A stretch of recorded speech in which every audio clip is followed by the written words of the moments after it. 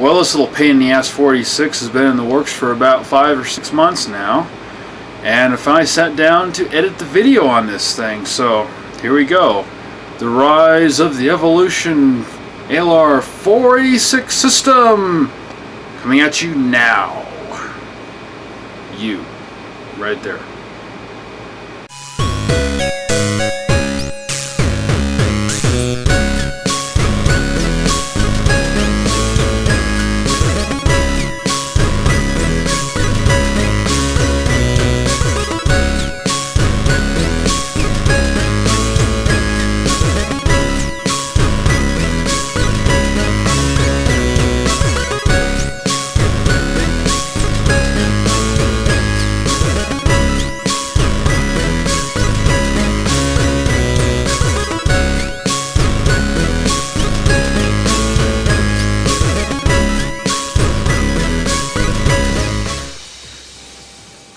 This interesting little specimen here is an Advanced Logic Research Evolution IV, which is a 486 desktop computer, which I'm going to refer to as a workstation just because of the hardware that this thing has installed in it, which is pretty impressive for a 486 of its time. ALR was a high-performance computer company back in the late 80s till about the mid-90s or so when Gateway acquired them. Leading Edge was also in the same category as ALR, with their main claim to fame being high-performance workstations and servers, at least as far as the IBM PC market was concerned. ALR had a variety of Evolution IV series computers, along with case styles in that series as well, ranging from bare-bone EISA-only business machines to this particular one, which is a high-performance 32-bit enhanced EISA system with VESA local bus. Enhanced EISA SCSI drives and SCSI cards are installed in this machine. And all these systems were customizable too, and quite unique for the time period. ALR happened to offer a 5-year warranty on their computers back in 1994, at least when this particular system was released. This is quite a unique little 486 box here. The missing cover was a smoke-tinted clear cover, at least as far as I can tell from some of the pictures I've seen on Google searches, which who knows how accurate that is. Like many computers back then and prior to this, it's not really that much of a looker, but it is fairly small by comparison of the other desktop computers that were fairly typical back then, and it does have kind of a rounded front on it, so yeah, it's not too bad looking really, but it's not the greatest either. Of the different case styles that ALR had in the Evolution IV series, I kind of like this one the best out of the whole bunch that they had there. The floppy drive is something that does stand out to me a little bit. One thing I really wanted to get is the original floppy drive, because you know Gateway had this unique looking floppy drive with this kind of recessed button thing going on right here. I've only ever seen this particular style of floppy drive used in the Gateway 2000 machines of the same era. I always thought of the face of this floppy drive as being kind of a Gateway proprietary design kind of faceplate, kind of their own unique looking thing. The interesting thing is that Gateway acquired ALR back in 1997, which makes me think ALR might have had a partnership with Gateway prior to Gateway acquiring ALR. As stated by the red Intel Inside Pride sticker that's on the front of this case, which isn't green by the way, which typical Intel Inside logos were back in the day, this system is proudly carrying an Intel processor. The red sticker means it's a red hot performance processor, and it's clocked at a whopping 66 megahertz to be precise, DX2 class actually. Common enough processor in a day, pretty average processor for a 486. A lot of 486s came with DX2 66s. They were probably pretty much one of the most popular 486s that were around in the 90s. And if you're wondering, I'm just kind of taking a shot in the dark as to why this sticker's red instead of green. I don't really know why, but maybe Intel just kind of decided to do something different with that. I don't know. The motherboard is what really makes this system stand out as a high-performance system. The full EISA and VLB slots are not the only performance part on this motherboard. It has 4 72-pin memory sockets, and this motherboard is capable of handling a total of 256 megabytes of fast page memory, Currently there is one 64 meg fast page sim installed in it, and the memory type is also of a bit of a performance nature.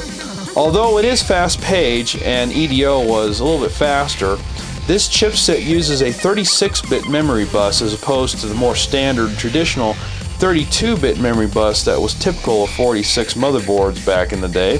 Just a slight edge on memory performance bandwidth there over other 46 systems. The 36-bit memory is harder to find than standard 32-bit sims, so I am glad that this has 64 megabytes installed in it already. And really that is plenty for a 46 machine. It's really overkill for DOS games that this machine was capable of handling, and quite frankly, Descent doesn't really like more than 32 meg of RAM when you're running it in DOS.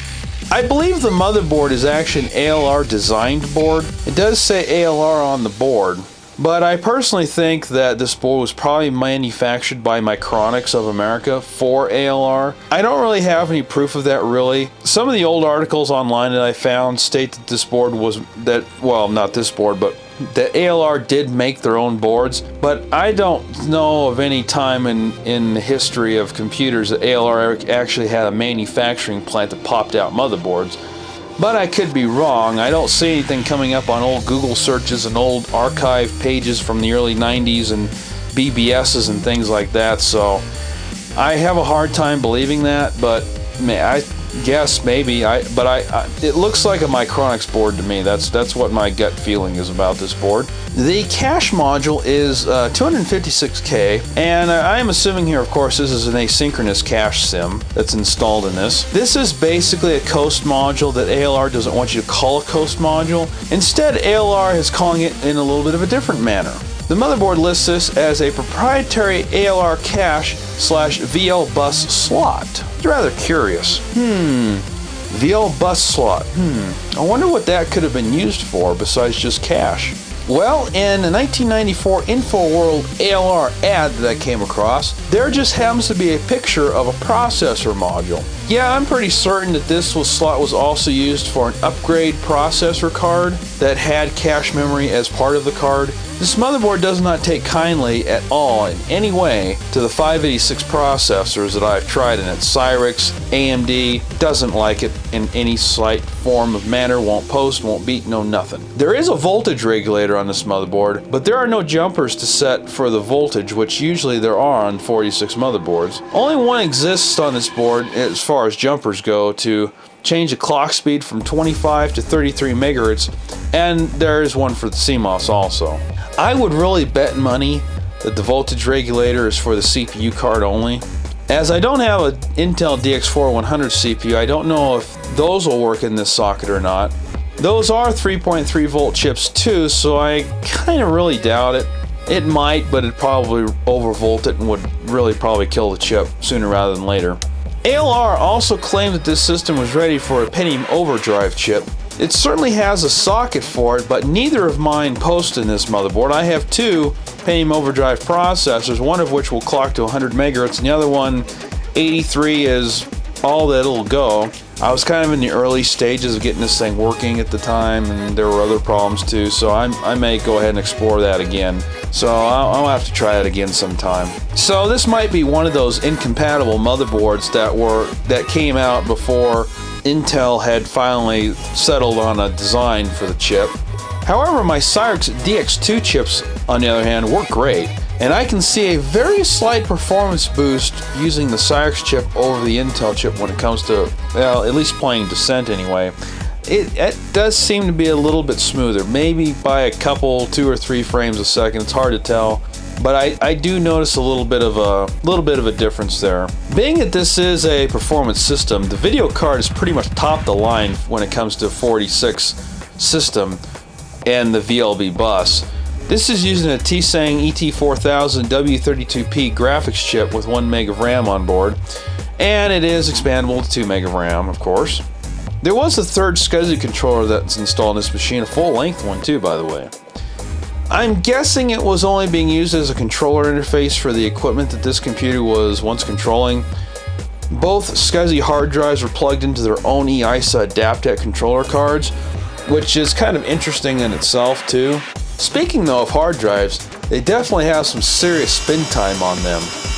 Both hard drives installed in this system are Seagate ST31230N is the model number.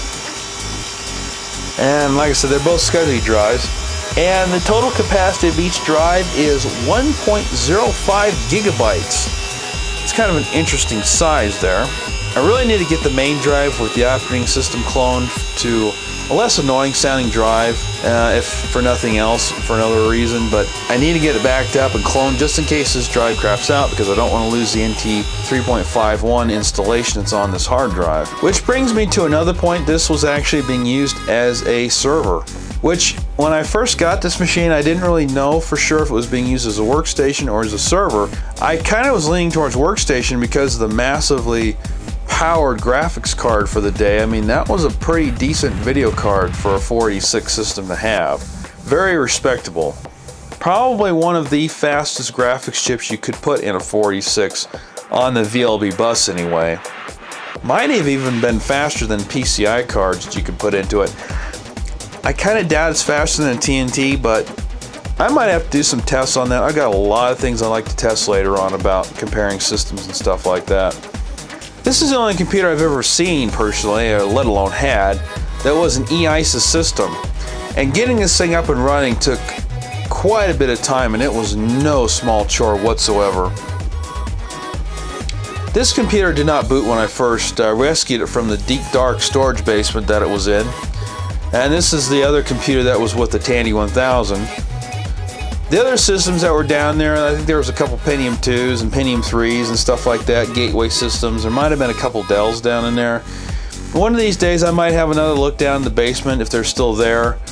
I might snag one again, but I have plenty of Pentium 2, Pentium 3 stuff laying around, so I'm really in no big hurry to do that. Never having had or seen or used or anything like that, except on YouTube, of course. I've seen them on YouTube, but never actually having used an EISA system before, I really didn't have any idea what to expect with this thing. This thing has just complained constantly about misconfiguration errors and refused to boot from anything. Even floppy disks were damn near impossible. All the cards have been taken out. Configuration error for slot 1. The only thing left is the video card. I don't know what the heck to do about this. And it won't read from the A drive. I've tried 2 different floppy drives and 3 different formatted disks. Even tried an MS-DOS 622 disk. That one just gives me an I/O error. I have to try that again with a different floppy drive, but I gotta figure out how to get into the BIOS on this thing. I'll have to look that up, because I cannot figure out. Oh, man. They would throw strange errors about missing files, and I thought the configuration error was because the system had sat for so long that it had lost CMOS settings. Once I figured out the magic 3-finger salute, Control-Escape, was the ticket to get into the BIOS, this is what I saw. I cannot believe this. That BIOS is only 3 hours off.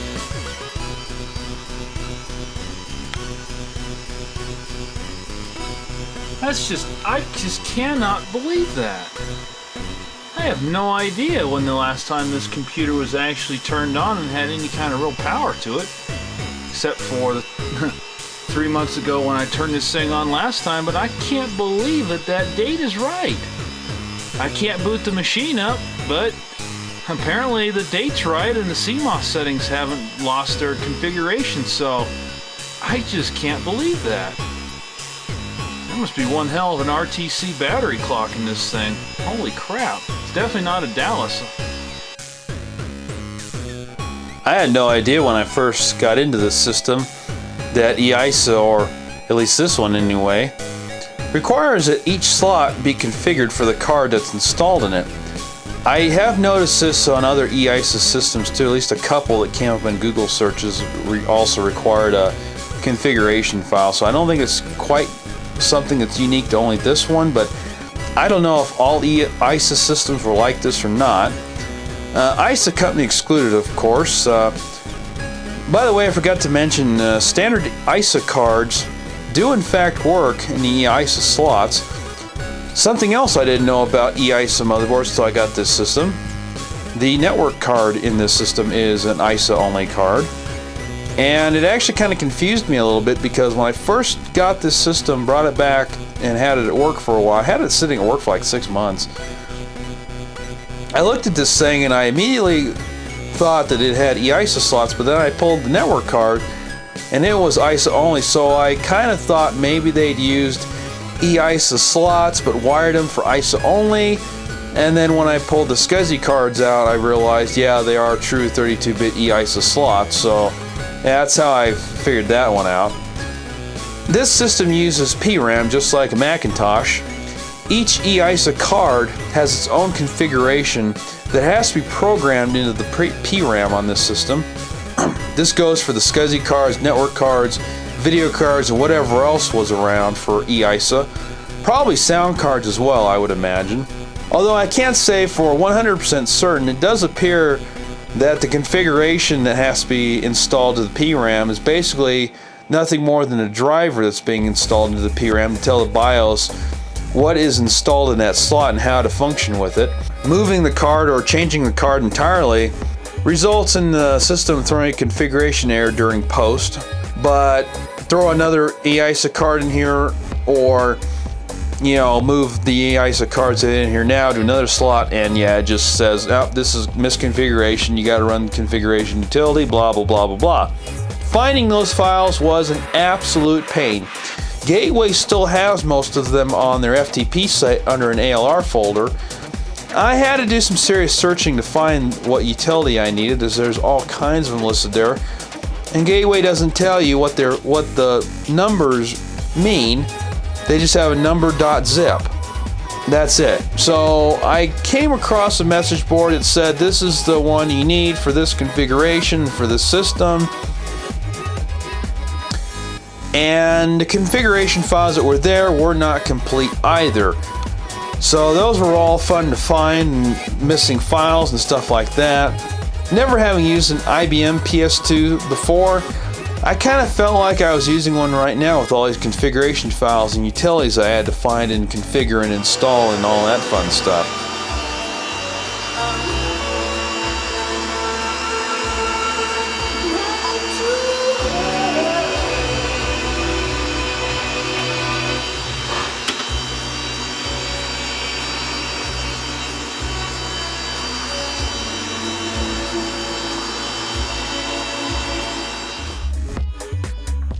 So once I got the system up and running, I decided to install a Maxtor 1.2 gigabyte Ide Hard Drive that I had laying around. Very good drive still, thankfully. And I put Windows 3.11 and DOS 622 on it for one very good reason. This is a MediaVision Pro Audio 3D sound card with SRS surround. It's a very nice card. I needed Windows 3.11 and DOS to be able to install the drivers, which were also a chore to find too. A Performance 486 machine is a good sound card, and I really wanted to try this newly acquired MediaVision 3D card with the SRS, because I've never heard a MediaVision card with SRS, so should be quite interesting with that MIDI effect there in SRS, which is enabled by default. Interesting thing too is this card does have bass and treble adjustments, which yeah, my MediaVision Deluxe card lacked. So that's pretty cool. So I'm going to run Descent on this thing and let you hear the MIDI capabilities of this card, and with the SRS 3D sound turned on here.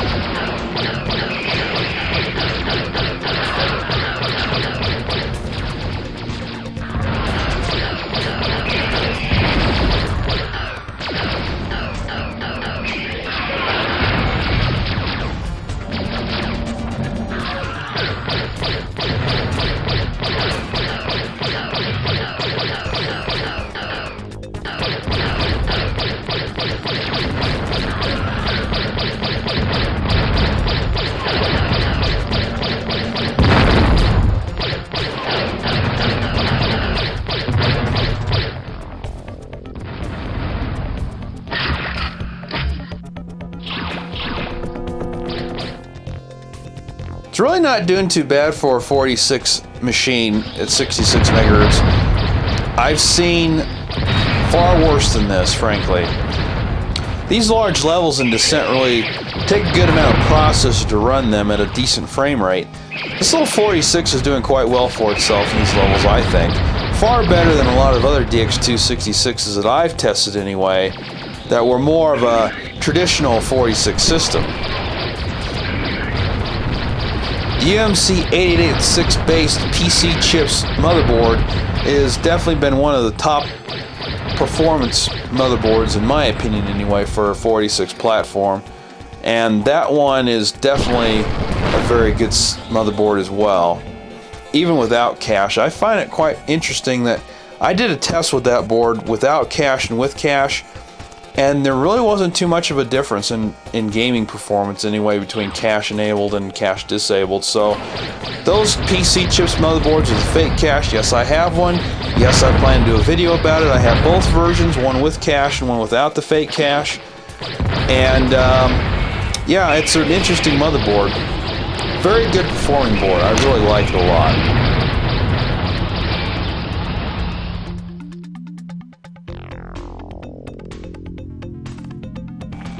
This is the Vertigo Special Edition pack of Descent, which had Descent, Descent 2, custom fan-made levels that were added to it. Even has its own level editor, which is pretty neat. And one day I'll do a video about Descent, probably. There's a lot of neat stuff that was being done with Descent back in the day. And I had a lot of fun playing multiplayer through Kali 95 with Descent and the D1X patched version of Descent for multiplayer through TCP/IP. Yeah, that was a lot of fun. That was a good version of Descent too. Added extra resolution, higher resolutions and things like that. A few little bug fixes, performance enhancements, things like that. Made it run fine under Windows 98 too.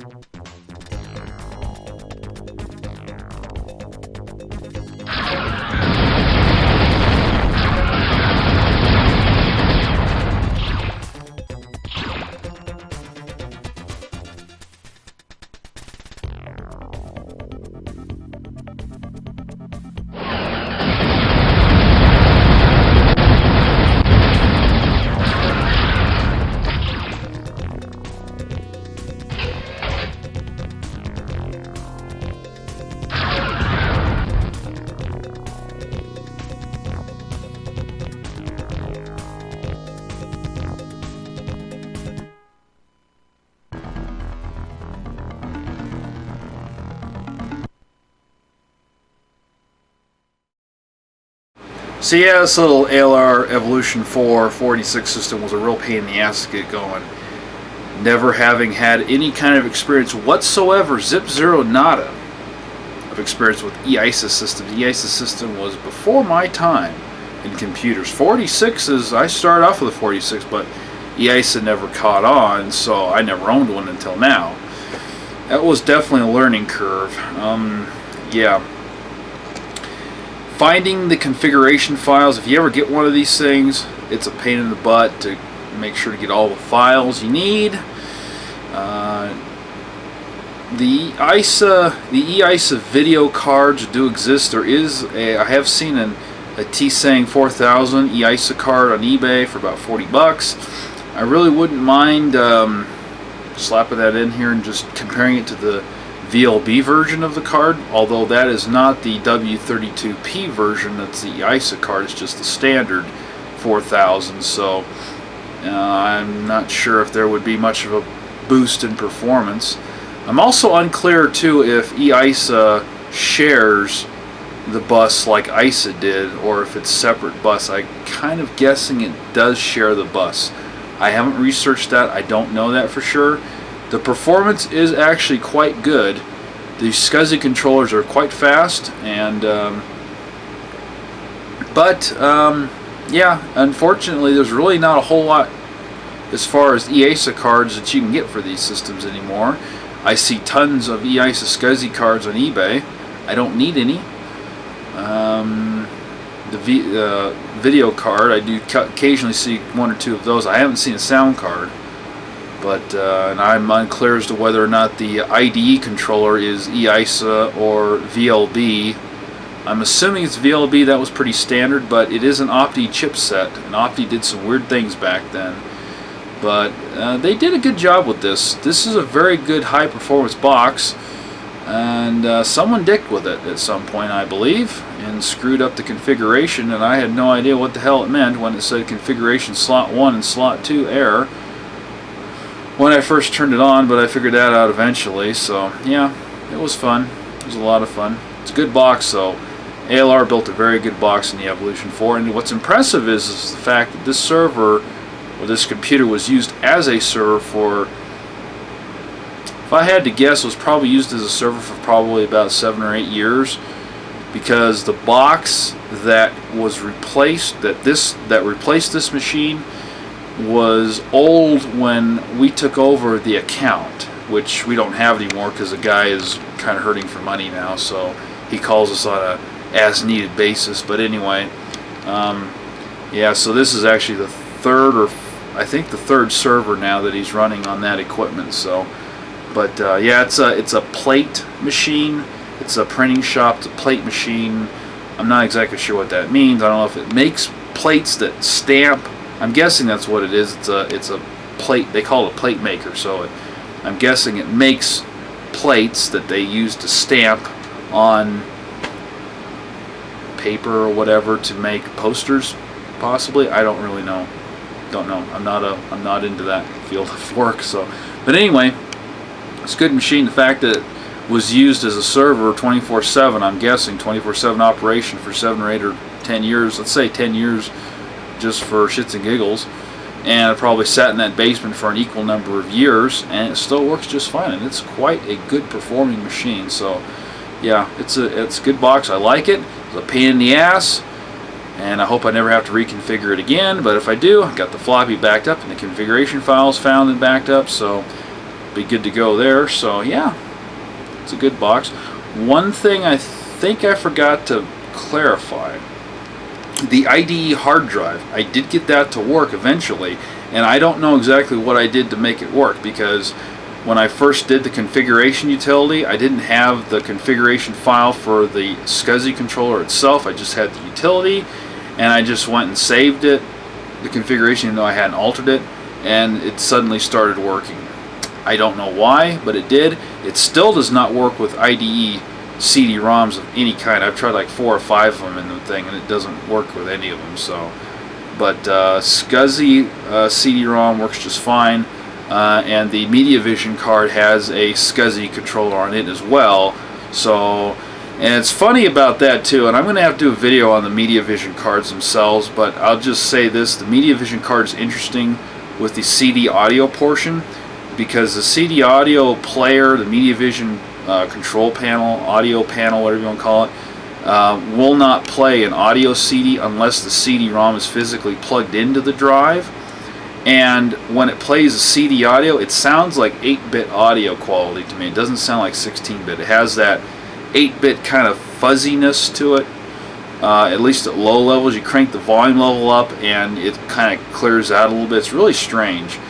It does not do that if I have the CD-ROM plugged into the EISA SCSI controller and then use the Windows CD player, or I can't remember which one I used now, but I used another CD player. I might have just used the push to play button on the CD-ROM actually, but anyway, it sounds perfectly clear through that. So I don't know. It's almost as if the CD audio driver on the MediaVision card is processing it's like digital audio extraction instead of just straight analog audio. It's kind of strange, so I'm gonna have to investigate that a little bit. But eventually I'll probably do a video on the MediaVision cards, at least the two that I have, because I think MediaVision kind of deserves its own video.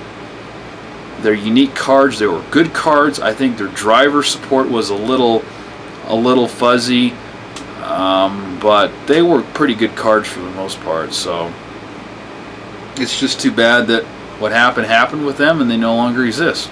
So, but yeah, so that'll conclude this video, and thank you for watching, and I hope you like this. And I know it's a little bit long, but well, it's a 486, so extra 5 or 10 minutes, man, that doesn't hurt much, right? Take care, everyone. Peace out.